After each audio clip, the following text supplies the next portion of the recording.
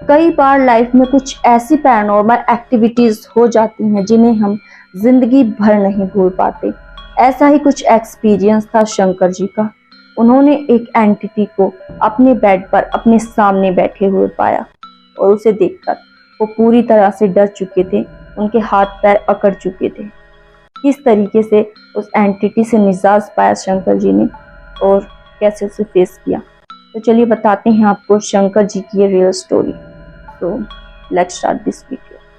नमस्कार दोस्तों, मैं तमन्ना एक बार फिर से स्वागत करती हूँ आपका आपके इस यूट्यूब चैनल में। इस चैनल में मैं कुछ पैरानॉर्मल एक्टिविटीज, हॉरर स्टोरीज और कुछ पौराणिक कथाएं लेकर आती हूँ। अगर आप इस चैनल पर नए हैं तो फटाफट से चैनल को सब्सक्राइब करें और साथ ही बगल वाले बेल आइकन को भी प्रेस कर लीजिएगा ताकि मेरी बनाई गई वीडियोस की नोटिफिकेशन आपके पास सबसे पहले पहुंच सके, और ये बिल्कुल मुफ्त है, तो फटाफट से सब्सक्राइब करें।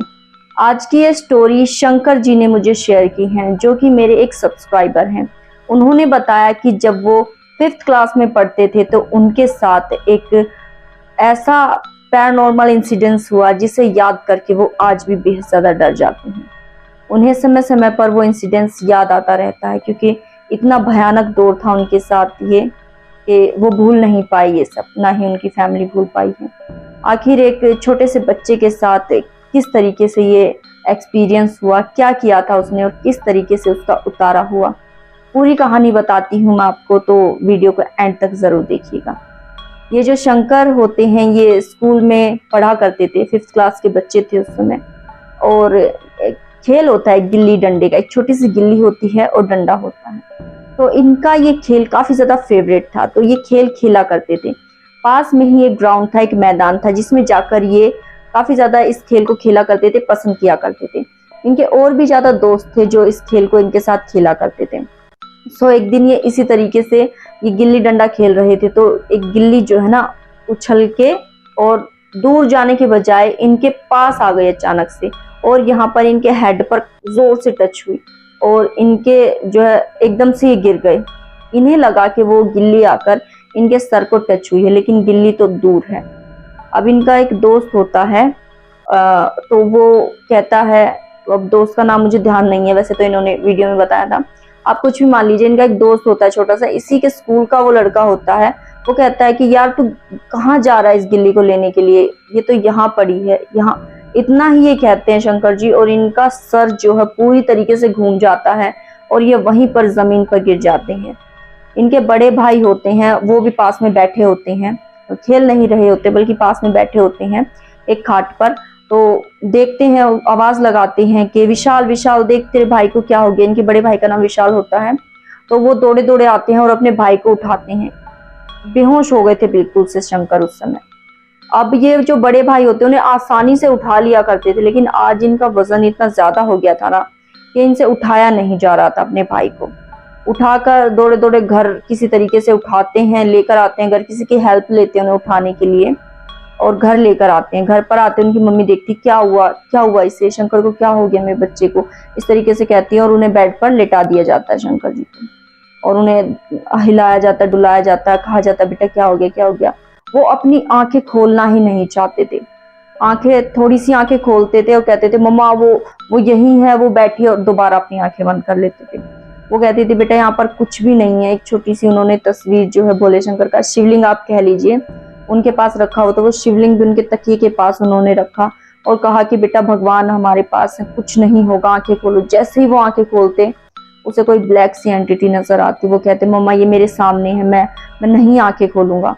उनके जो फादर होते हैं वो ऑफिस गए हुए थे, उस समय उन्हें कॉल लगाई जाती है और कहा जाता है कि शंकर के साथ ऐसा ये सब सीन हो रहा है। वो किसी जो है पास के मंदिर के एक पुजारी को जानते थे, उन्हें कॉल करते हैं और कहते हैं कि पुजारी जी फटाफट घर पहुंचिए, जो है मेरे बेटे के साथ कुछ ऐसा सीन हो गया है, उसे कोई एंटिटी नजर आ रही है, काफी परेशान कर रही है।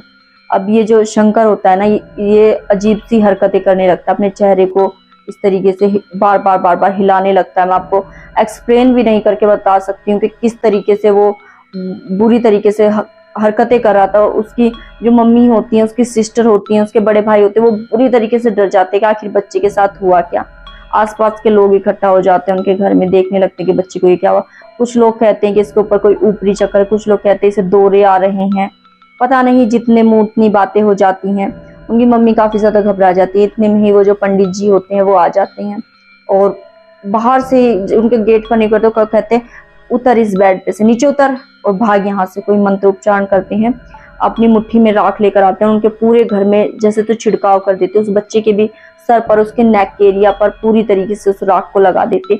उस राख को लगाने के बाद जैसे तो वो जो एक्टिविटी कर रहा था अपने हाथों पैरों को मोड़ने की, अपने दांतों को भींचने की, वो कुछ शांत करता है, कुछ शांत होता है कि वो एक इतना बड़ा सा तसला आग का जलवा लेते हैं, उसमें कंडे जलवा लेते हैं और पूरे घर में धुआं करवा लेते हैं। कुछ उसमें लोबान जैसी कुछ चीजें डालते हैं और मंत्रोच्चारण लगातार मंत्रोच्चारण करते रहते हैं। आप यकीन नहीं मानेंगे, उन्होंने बताया कि जिस रूम में वो थे ना उसके पास में ही फ्रिज रखा हुआ था और उनका जो फर्श था ना रूम का वो पूरी तरीके से धंस गया था, मानो कि घर में एक बड़ा सा गड्ढा हो गया हो। और वो फ्रिज जो है ना खिसक कर आगे आ गया था, वो मानो लुढ़क कर उस गड्ढे में गिर ही जाता। उसके जो बड़े भाई होते हैं उसे हाथ से रोक लेते हैं उस फ्रिज को और वो गिरने से जो है बच जाता है। उनकी जो है घर की जमीन धंस गई थी बिल्कुल पूरी तरीके से। अब ये जो लड़का, इसे ताबीज वगैरह पहनाए जाते हैं और कहा जाता है कि वहां पर कोई एंटिटी थी जो इस बच्चे पर सवार हो गई थी। उसे ताबीज वगैरह पहनाए जाते हैं।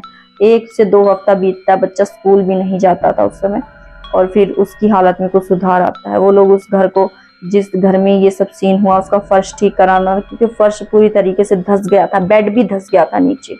अचानक से जब ये सीन हुआ तो 1-2 दिन के लिए कहीं और शिफ्ट हो जाते हैं, उस फर्श को रिपेयर करवाते हैं दोबारा से। 10 से 12 दिन का समय उन्हें लगता है, वापस से उस घर में जाते हैं और रहने लगते हैं। आज तक वो इस सीन को याद करते हैं ना तो डर जाती है पूरी फैमिली कि उनके साथ क्या हुआ था। और उनके बच्चे को वो एंटिटी जो है घर में सामने बैठी हुई नजर आ रही थी, बेड पर ही।